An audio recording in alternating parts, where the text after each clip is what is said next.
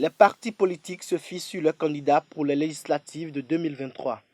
C'est le cas de Mouel Bénin qui, de façon spéciale, a procédé ce mercredi 2 novembre 2022 à Bénin Royal Hôtel de Cotonou à l'investiture officielle de ses candidats.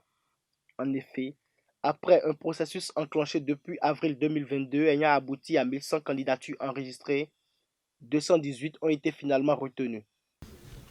Je voudrais saluer la clairvoyance et la détermination des différentes coordinations de circonscriptions qui ont su, dans un élan de sacrifice et d'esprit démocratique, faire les choix qui nous honorent tous.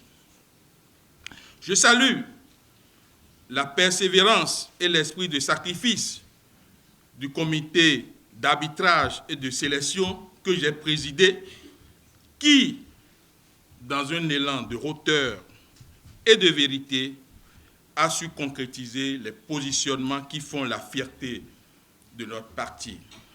Chers camarades, le temps n'est certainement pas au long discours.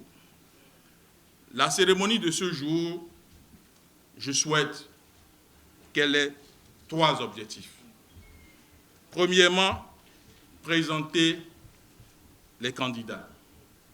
Deuxièmement, rappeler à tous et surtout aux candidats les idéaux du parti, ce qui est attendu de vous et de nous sur le terrain, afin de nous donner les chances d'une victoire pour une présence effective de Mouel Bénin à l'Assemblée nationale, 9e législature.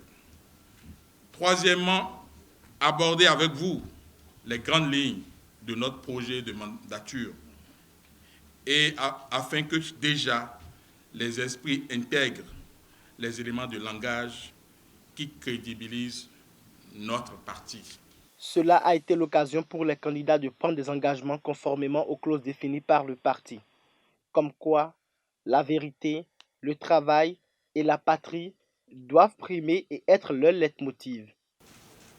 Nous sous-signés, tous membres du parti politique dénommé Mouvement des élites engagées pour l'émancipation du Bénin, Mouel Bénin, déclarons avoir sollicité et obtenu l'accord du dit parti politique à nous inscrire sur la liste de ces candidats à l'élection législative qu'organisera le Bénin le 8 janvier 2023.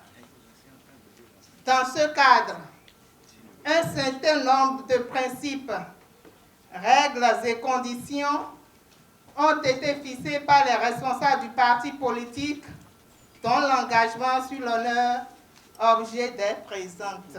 Par ailleurs, l'espoir est encore permis pour ceux qui ont vu leur dossier rejeté, car leur soutien aux autres est attendu. Il faut faire des choix.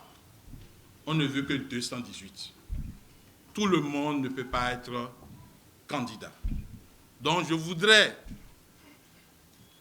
remercier nos camarades qui n'ont pas été retenus. Parce qu'on n'est pas dans un parti politique pour jouer tous ensemble, tous les rôles et en même temps. Aujourd'hui, nous avons 218 ambassadeurs que nous allons envoyer sur le terrain. Le rôle des militantes et des militants qui n'ont pas été retenus, c'est de travailler à ce que nos ambassadeurs soient portés en triomphe le 8 janvier 2023. C'est donc acté. Les candidats savent désormais quoi faire pour arracher la victoire au soir du 8 janvier 2023. Place maintenant au dépôt et l'étude de dossier par la Commission électorale nationale autonome, Sénat.